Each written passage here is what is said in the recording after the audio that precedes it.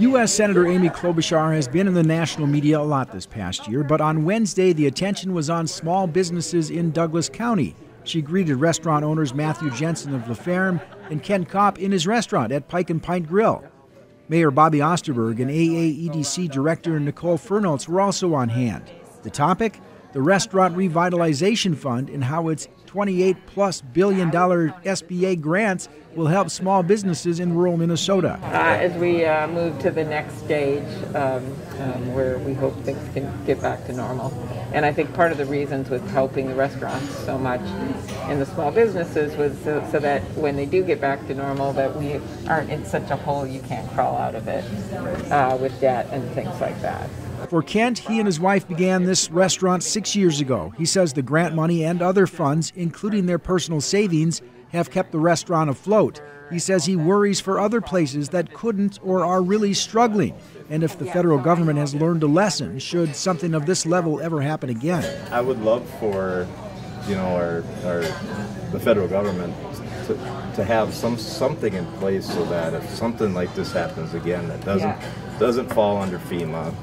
Right, and it doesn't fall under the insurance company, which maybe it is only a pandemic that would fit in those grounds, that there's a funding mechanism available, that it doesn't have to be battled over in the Senate and the House, you know what I mean? And we don't have to play politics with the public health crisis. Matthew says that his restaurant lost $175,000 in revenue during the pandemic, and to add to that difficulty, they are challenged with getting fully staffed in advance of the upcoming tourism season.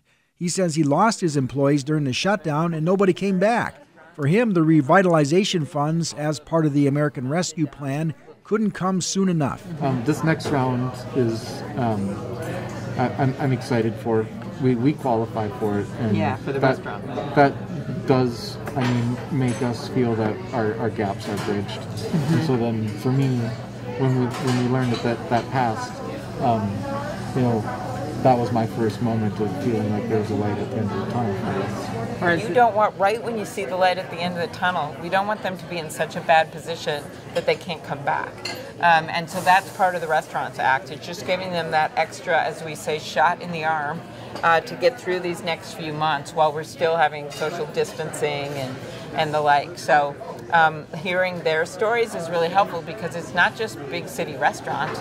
It is places that are serving the, lobster nachos in the middle of Alexandria, and it's places that have basically come up from a dream to serve farm-to-table food in the middle of town. And they have their customers, and some of whom have ended up getting takeout, and that's great, but everyone wants to go back to eating, and some of that, as you can see, is going on right now. But we want to make sure that we don't lose. We've lost tens of thousands of restaurants across the country during this pandemic, and we wanted them to hang in here because we know things are getting better, especially in Douglas County, in this area where we see manufacturing strong, we see tourism coming back, especially with the kind of tourism that goes on in Douglas County, and we see our retail coming back. In Douglas County, during a frantic last summer, CARES dollars were handled through the Alexandria Area Economic Development Commission, and the request far exceeded the funds available. A lot of the grant dollars that we had in the last year, we literally were learning about them as we were trying to allocate them because it was such a rush. We just wanted to get them out to the businesses and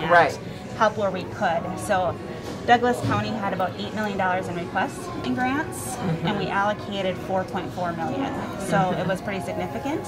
Most of those were to tourism-based companies. The last round that we did, half of them went to bars and restaurants. Affordable housing was listed as a challenge for employees trying to hold a job at local restaurants.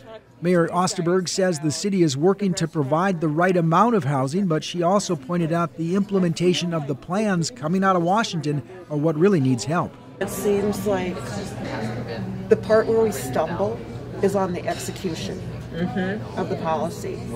And in my other life, I'm a tax preparer, and what's happened these last 3 months, I was joking with Andy. You're trying to get the tax returns in and some of the things that IRS. I'm your boots on the ground, okay? Because I'm the person that's going to execute your plan. Right. All agreed vaccinations are a key to help filling restaurants again, but added broadband in more rural areas could expand the workforce and help students working from home. The American Rescue Plan, we're we are taking a breath before we start working on what that looks like. We've certified for the first half of it. Douglas County gets $7.4 million. A lot of that is going to go to infrastructure and broadband, I think.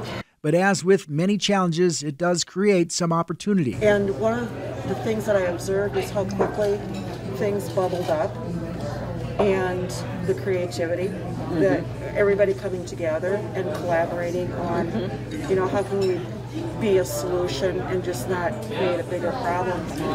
So that's been a very positive part of this whole experience for me. We never would have guessed year 6 would go like it did. Right? You'd have a senator in a mask. Exactly. It's not what you envisioned. That wasn't what we were hoping for, but we're glad to have you. For the Voice of Alexandria, I'm Joe Krakowski. We're all excited that the vaccine's coming through.